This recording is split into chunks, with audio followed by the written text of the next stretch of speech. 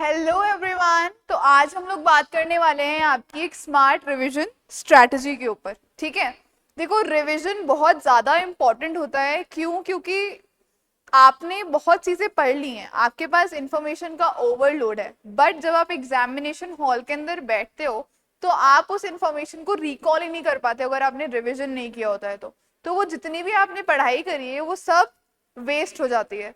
ठीक है, that is why revision in your preparation is very important. ठीक है, अब सबसे पहले हम लोग जानेंगे दैट व्हाई रिविजन मैटर्स, कि भाई रिविजन मैटर क्यों करता है। ठीक है, so first thing is your why revision. तो सबसे पहला चीज क्या है कि अगर अगर आपके पास में जो इंफॉर्मेशन है, इंफॉर्मेशन को आप रिकॉल नहीं कर पा रहे हो, जैसा कि मैंने अभी आपको बताया, अगर आप इंफॉर्मेशन को रिकॉल ही नहीं कर पा रहे हो तो आपका किसी भी चीज को पढ़ने का फायदा ही क्या हुआ। तो वो जो आपने जो भी पढ़ाई करी है that all goes into waste जब आप उस चीज को रिकॉल ही नहीं कर पाते हो। ठीक है, अब जब आप रिवाइज करते हो, ठीक है, when you keep on reading things, when you read, तो आपकी क्या बनती है, एक मेमोरी बनती है। क्या बनती है? मेमोरी बनती है। मेमोरी बहुत सारी तरीके की होती है आपकी। मेमोरी पिक्टोरियल होती है, ठीक है, मेमोरी आपकी ऑडियो मेमोरी होती है जो आप सुन के करते हो। ठीक है, एक मेमोरी होती है आपकी जो आप लिखते हो ना, when you are writing then that also makes a memory in your mind. कभी आपने देखा होगा कि यार मैं कुछ लिख रहा हूँ, मेरे को वो चीज एकदम से याद आ जाती है when I am studying at for any exam, या मैं किसी भी एग्जामिनेशन हॉल में बैठा हूँ, मैं कोई क्वेश्चन सॉल्व कर रहा हूँ तो मेरे को वो चीज याद आ जाती है एकदम से जो मैंने लिखी होती है। So these are your memories. ठीक है, तो when you do multiple revisions तो आपकी रीडिंग से वो क्या बनने लग जाती है, एक मेमोरी बनने लग जाती है। And that memory is the one जो आपको क्या करती है, एक्टिव रिकॉल करने के अंदर काम आती है। और जब आप एग्जामिनेशन हॉल में बैठते हो तो वो एक्टिव रिकॉलिंग ही है जो आपको एग्जाम क्लियर करवाती है। ठीक है, 200 मार्क्स लाना बहुत बड़ी बात हो गई है अब आरएएस के मेंस के अंदर, राइट। कट ऑफ को क्लियर करना बहुत बड़ी बात हो गई है प्रीलिम्स के अंदर। ठीक है, अब जो बच्चे क्लियर नहीं करते और जो बच्चे क्लियर कर देते हैं उनके अंदर एक बहुत मिनिमल सा डिफरेंस होता है, और वो क्या होता है, it is a difference of structured revision. अब आप बोलोगे कि मैडम ये स्ट्रक्चर्ड रिवीजन क्या होता है? रिवीजन तो हमने सुना था, स्मार्ट रिवीजन भी चलो हमने सुन लिया था, अब ये नया मार्केट में क्या आप लेकर आ रही हो जिसको हम स्ट्रक्चर्ड रिवीजन कह रहे हैं? तो स्ट्रक्चर्ड रिवीजन जो है वो है सारे रिविजन्स का बाप। ठीक, कैसे वो हम जानेंगे अभी। देखो बहुत गोल्डन प्रिंसिपल होता है एक आपका। क्या होता है गोल्डन प्रिंसिपल आपका? वो होता है 1 डे, 3 days, 7 days, 15 days और 1 month। ठीक, अगर आपने अपनी लाइफ में, अगर आपको एक हैबिट बनानी है, अगर आपको किसी भी चीज की आदत बनानी है तो आप वो चीज रेगुलरली 7 दिन तक कर लो। रेगुलरली 7 दिन तक अगर आप वो चीज कर रहे हो बिना किसी लैप्स के, ठीक है, तो आपको उस चीज की आदत पड़ सकती है। ठीक, तो आपको रिवीजन के अंदर भी यही करना है। What you need to do is आपको अपने रिवीजन को बहुत ज्यादा स्ट्रक्चर्ड करना है।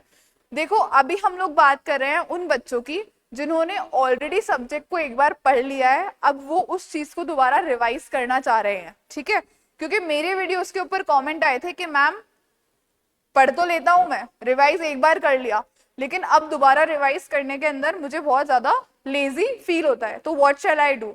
सो this is what you have to do, you have to practise. देखो रिविजन 2 तरीके से होगा। फर्स्ट, एक तो आप सब्जेक्ट को पढ़ो, ठीक, और दूसरा आप उस सब्जेक्ट को क्या करो, टेस्ट करो. Okay, so these are your two ways of revising. First is your reading of the subject and second is your testing of the subject. तो हर दिन आपको एटलीस्ट 2 घंटे निकालने हैं, ठीक है. Every day you need to spare 2 hours of your time for just doing this and this. अगर आपके पास थोड़ा और टाइम है, ठीक है, if you have a little more time, तो आप 2 घंटे इधर दो और 1 घंटा इधर दो. और अगर नहीं है टाइम, आप अपने हिसाब से मैनेज करो, बट एक फिक्स टाइम पीरियड आप इसमें डालो कि भाई मुझे इतने घंटे जो है वो रिवीजन ही करना है, और उसका मिनिमम होगा आपका 2 hours. 2 hours a day if you are revising, then this is gonna lead you to 1 महीने के अंदर आप एक सब्जेक्ट के आप 2 से 3 सब्जेक्ट्स रिवाइज कर सकते हो, ठीक है, अगर आपकी उस तरीके की स्पीड है तो. अब रिवीजन में मैंने देखा है बहुत सारे बच्चे किताब भी खोल लेंगे, नोट्स भी खोल लेंगे, और जो रिसोर्स बुक है वो भी खोल के बैठ जाएंगे, सारा पूरा भंडार लगा के बैठ जाएंगे रिवीजन करने के लिए. तो रिवीजन तो होता नहीं है, और बस वो उन्हीं किताबों के अंदर खोए रह जाते हैं, और 2-3 दिन के बाद में सब भूल के बैठ जाते हैं, और फिर वापस से उसी अपनी जो पुरानी साइकिल होती है उसके ऊपर आ जाते हैं. But you do not have to do like that. What you need to do is, whenever your one subject is completed, you need to prepare very short notes of it. बहुत ज्यादा short notes आपको prepare करने हैं. short notes आप कैसे prepare करते हो? For example, this is your page, ठीक है, एक A4 size page ले लो, उसको ऐसे 2 parts में divide कर लो, और यहाँ पर एकदम short notes बनाओ, ठीक है. For every subject you have to prepare very short notes. जो information उस topic से related आपके दिमाग में है वो इस नोट में नहीं होनी चाहिए. इस नोट में सिर्फ वो information होनी चाहिए जो आपके दिमाग में अभी तक नहीं बैठ पाई है और आपको उसको बार बार recall करना पड़ेगा. तो when you have these short notes of each and every subject, that point of time आपका आधा काम खत्म हो जाता है. फिर आपको लिए रिविजन जो होता है ना वो बहुत ज्यादा ईजी हो जाता है, ठीक है. यहां पर अगर आपके पास में नोट्स नहीं है ऐसे शॉर्ट, कोई दिक्कत नहीं है, आप फर्स्ट रिवीजन में आपके बना सकते हो ये नोट्स, ठीक है. When you are doing your first revision at that particular time, थोड़ा सा टाइम लगेगा, थोड़ा सा आपको लगेगा फ्रस्ट्रेशन होगा, थोड़ा सा कंबरसम लगेगा, but at the end of the day वो जो नोट्स होंगे वो आपकी बाइबल होगा फॉर योर अपकमिंग एग्जामिनेशन. और एक बार शॉर्ट नोट्स आपके बन गए ना, मतलब पॉलिटी पूरा सीमित है उन 20 पेजेस के अंदर, ठीक है, ज्योग्राफी पूरा सीमित है उन 25 पेजेस के अंदर, इकोनॉमी पूरा सीमित है उन 15 पेजेस के अंदर. इस तरीके के आपको अपने नोट्स बनाने हैं. मुझे मौका मिला तो मैं आप लोगों को जरूर दिखाऊंगी कि नोट्स किस तरीके से बनाए जाते हैं, एकदम शॉर्ट वाले, ठीक है. आगे चलते हैं. हम हमारे जो हम बात कर रहे थे कि एक दिन के अंदर 2 घंटे आपको रिविजन करना है. सिर्फ कोई भी एक सब्जेक्ट उठा लो जो आपका कंप्लीट हो गया है, उसको उठाओ, उसके शॉर्ट नोट्स अगर आपके पास बने हुए वेल एंड गुड, नहीं है तो बनाओ उसको फर्स्ट रिवीजन के अंदर. थोड़ा सा टाइम लगेगा, थोड़े से एफर्ट्स लगेंगे, बट कर डालो उसको, ठीक है. हर दिन आपको 2 घंटे रिवीजन करना है, ठीक. उसके अलावा 2 घंटे रिवीजन तो आपने एक सब्जेक्ट का किया, ठीक. उसके अलावा जो भी चीजें आपने उस दिन में पढ़ी हैं, जो भी XYZ चीजें आपने उस दिन में पढ़ी हैं, चाहे से कोई और सब्जेक्ट्स हो या फिर आपका कुछ भी हो, तो आपको उसके अंदर क्या करना है, you people have to revise that as well, okay. At the end of the day, मतलब रात को when you people are sleeping, before that for half an hour just recall your day in your mind. recall करो और जो जो चीजें आपने पढ़ी हैं उनको फटाक से आधे घंटे में रिवाइज करो और सो जाओ. So that is how your brain will retain those things. तो ये तो हो गई हमारी डेली बात, डेली बेसिस के ऊपर जो हमने चीजें की वो, ठीक. अब हम लोग डेली ये चीज कर रहे हैं. फिर 3 दिन बाद आपको क्या करना है, 3 दिन बाद after 3 days on your 3rd day what you need to do is, जो भी आपने इन 3 दिन में रिवाइज किया है, any XYZ things whatever you have revised, आपको उसका एक छोटू सा टेस्ट लगाना है. चाहे से आप वो प्रीलिम्स के PYQ सॉल्व कर लो या कोई मॉक टेस्ट सॉल्व कर लो और 2 क्वेश्चंस लिख लो सिर्फ मेंस के, ठीक है. Only 2 questions, not more. Only 2 questions related to any topics from the things which you have revised. ठीक, ये आपने किया. अब आप देखो डेली रिवीजन कर रहे हो, ठीक है, आफ्टर 7 days, मतलब एक पूरा फुल फ्लेजेड हफ्ता हो गया ये, that is a full fledged week. After a week what you people need to do is, आपने पूरे हफ्ते में 2-2 घंटे देकर आपने बहुत अच्छे से रिवीजन कर लिया है. आपको वीक के एंड के ऊपर आपको एक टेस्ट लगाना है. ठीक है, टेस्ट जो होगा आपका सब्जेक्ट बेस्ड टेस्ट होगा. चाहे से आप मॉक टेस्ट लगा रहे हो कोई दिक्कत नहीं है, आप पीवाईक्यू का टेस्ट लगा रहे हो कोई दिक्कत नहीं है, बट आपको उन टॉपिक्स और उन सब्जेक्ट से बेस्ड एक फुल फ्लेजेड टेस्ट लगाना है. ठीक है, पूरे के पूरे क्वेश्चंस का आपको एक टेस्ट लगाना है, प्री का भी और मेंस का भी. ठीक है, इतनी बात समझ में आई. देन अगेन 15 डेज के ऊपर सेम चीज करनी है आपको. जितना भी आपने डे 1 से लेकर और डे 15 तक कवर किया है उन सब का you have to appear for a test. इस बीच के अंदर हम डेली रिवीजन कर रहे हैं, we are revising the subject daily. ठीक, 2 घंटे हम डेली एक सब्जेक्ट को रिवाइज कर रहे हैं. हमने 3rd डे टेस्ट दिया है एक, हमने 7th डे टेस्ट दिया है हमने, और हमने 15th डे दोबारा हम लोग एक टेस्ट देने वाले हैं. फिर आता है आपका 1 मंथ. आपने 1 महीने में हर दिन 2 घंटे दिए हैं एक सब्जेक्ट को. ठीक है, only for the purpose of revision. ठीक, आप डेली का भी रिवाइज कर रहे हो, जो नई चीजें आप पढ़ रहे हो वो डेली आप रिवाइज कर रहे हो रात के आधे घंटे के अंदर.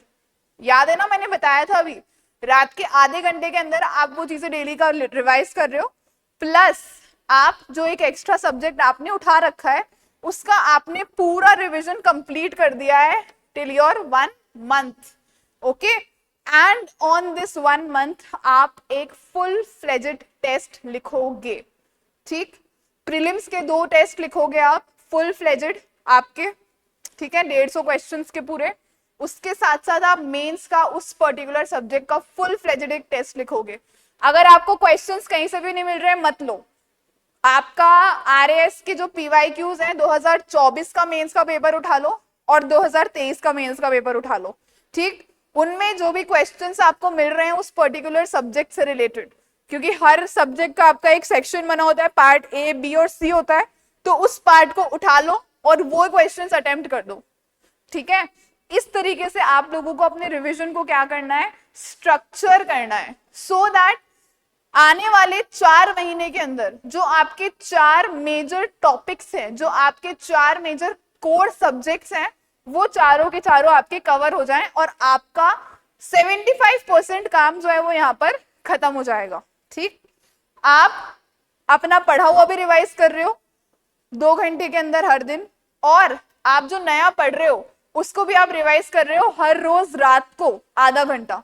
फिर नेक्स्ट मंथ आपको क्या करना है, इस महीने जो आपने वो आधा घंटा चीजें आपने आधे घंटे जो रिवाइज किया था, वो जो चीजें आपने उन दिन में पढ़ी थी, उस चीज का जो आपका एक सब्जेक्ट उस 1 महीने में और जो कंप्लीट हुआ है, या तो क्लास में कंप्लीट हुआ होगा या फिर अदरवाइज, तो आपको नेक्स्ट मंथ उस कंप्लीटेड सब्जेक्ट को उठाकर और रिवाइज कर देना है. ठीक है, रिविजन के टाइम पे आपको क्या बनाने हैं, you have to make your short notes.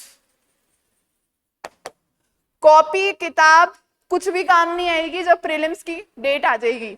ठीक है, मतलब ऐसा नहीं है कि काम नहीं आएगी, कहने का मतलब ये है कि जब पता होगा कि यार अगले हफ्ते प्रीलिम्स है, तो उससे 1 हफ्ते पहले सारे सब्जेक्ट की कॉपी किताबें खोल के नहीं बैठ सकते आप. ठीक है, आपके पास में बहुत ज्यादा स्ट्रक्चर्ड और बहुत ज्यादा कंसाइज्ड नोट्स होने चाहिए. ठीक है, तो उन नोट्स को उस तरीके से बनाओ कि आप उनको 10 मिनट में एक पूरा सब्जेक्ट कवर कर डालो. ठीक है, अगर मेरे को मौका मिला मैं आपको जरूर दिखाऊंगी कि इस तरीके के नोट्स आपको कैसे बनाने. बहुत इजी होता है, बहुत इजी तो नहीं होता है, थोड़ा सा डिफिकल्ट होता है, बट इम्पॉसिबल नहीं है. ठीक है, I let you know, I will show you that how you need to make those notes. ठीक है, in fact we can make a video on note making as well. I will definitely make a video for you people on note making as well, that how you have to cover your static part with current, और किस तरीके से आपको अपने notes को structure करना है. Because अभी आरपीएससी का ट्रेंड यही है, स्टैटिक और करंट दोनों को कंबाइन करके पूछ रहा है वो. ठीक है, तो हमें भी उसी तरीके से अपने आप को तैयार करना पड़ेगा. आई होप आप लोगों को ये स्ट्रक्चर समझ में आया होगा रिविजन का, कि how we need to strategise our revision.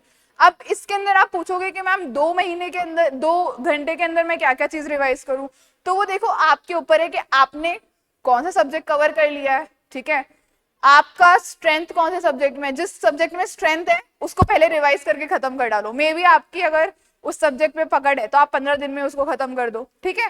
तो अब आप लोगों को अपने हिसाब से इस पर्टिकुलर स्ट्रैटेजी को अप्लाई करना पड़ेगा अपनी पर्टिकुलर सिचुएशन के ऊपर, ठीक। टेस्ट देना बहुत ज्यादा जरूरी है। एक बार जब पूरा रिवीजन आपका हो जाए तो एक फुल लेंथ टेस्ट भी लगा दो। एक क्यों, बहुत सारे आपको लगाने पड़ेंगे वैसे तो, but still I am telling you कि एक बार जब पूरा रिवीजन हो जाए फिर आप फुल लेंथ टेस्ट भी लगाने लग जाओ, ठीक है। तो आपका जो मेजर पोर्शन होगा प्रिपरेशन का, यहां से आपको आएगा कॉन्फिडेंस। पढ़ाई सब बच्चे करते हैं, ठीक है, एग्जाम में बच्चे बैठते हैं सब, पास कौन होता है, जो कॉन्फिडेंट होता है। और कॉन्फिडेंस कैसे आता है, जब आपने एक पर्टिकुलर चीज को मल्टीपल टाइम्स रिवाइज कर लिया है और आप इस चीज के लिए श्योर हो जाते हो कि अगर इससे कोई क्वेश्चन आएगा ना तो मैं गलत नहीं करके आऊंगा या करके आऊंगी, ठीक है। तो that is where you make a difference and that is where you get selected. So this is something which is very important for you people, that revision अगर आपने मिस कर दिया तो आपने अपनी प्रिपरेशन का 50% पोर्शन मिस कर दिया है। सिर्फ इंफॉर्मेशन गैदर करना is not our responsibility or is not our work to recall that information when needed। और कब नीड होती है आपको उस इंफॉर्मेशन की, when you are sitting in the examination hall, and for that you need to make a very strong memory of these particular things, and for making that strong memory you have to revise it time to time। और revision easy करने के लिए एक बार की मेहनत है आपके क्या, शॉर्ट नोट्स, एक बार की मेहनत है। उसके बाद में आपको हमेशा किससे रिवाइज करना है, बस इन शॉर्ट नोट से रिवाइज करना है, कोई भी बल्कि बुक्स या नोट्स को दोबारा से उठाना नहीं है। समझ में आई इतनी सी बात आप लोगों को? सो this is the basic revision strategy which you people should apply in your preparation. और कुछ हार्ड एंड फास्ट नहीं है, एक दिन में 2 घंटे अगर आप निकाल रहे हो तो उसमें कोई बड़ा मसला नहीं है, ठीक है। 2 घंटे तो आप ब्रेक ही ले लेते हो इधर उधर, लेकिन ब्रेक लेना भी देखो बहुत जरूरी है। इस प्रिपरेशन में बच्चे बहुत थकते हैं, बट ब्रेक लेना, अपने आप को रिजुविनेट करना भी इक्वली इंपॉर्टेंट है। So I hope you have understood that how you need to revise your things, okay. आपको किस तरीके से अपनी रिविजन स्ट्रैटेजी को चैनलाइज करना है अपनी प्रिपरेशन के अंदर, ठीक। इससे आपका जो आप अभी पढ़ रहे हो वो भी चलता रहेगा, और जो आपने पहले किया है उससे भी आप टच में रहोगे, उसको भी आप दिमाग में रखोगे अपना। So I hope this was beneficial for you people. अगर आपको किसी भी तरीके के कोई भी डाउट्स हैं तो आप हमारा जो चैनल है, ये जो वीडियो है इसके डिस्क्रिप्शन बॉक्स के अंदर आपको एक गूगल फॉर्म का लिंक मिलेगा, वहां से जाकर आप लोग जो है अपने लिए काउंसलिंग सेशन रजिस्टर कर सकते हो। किसी भी तरीके के कोई भी डाउट्स आते हैं अगर आपके मन में तो आप वहां पर एक काउंसलिंग सेशन हमारे साथ में रजिस्टर कर लो एक काउंसलिंग सेशन के लिए। यहाँ पर आपको कंप्लीटली फ्री जो भी आपके डाउट्स है, क्वेरीज हैं, वो सॉल्व की जाएंगी। नीचे डिस्क्रिप्शन बॉक्स में आपको एक लिंक मिलेगा जहां पर से आप अपना काउंसलिंग सेशन रजिस्टर करवा सकते हो, ठीक है। सो अगर ऐसा कोई डाउट है तो you can easily contact us, there is no money for that, किसी भी तरीके का कोई पैसा आपसे नहीं लिया जाएगा, it will be completely free of cost and we are here to solve your doubts and queries only. Thank you so much and all the very best for your preparation.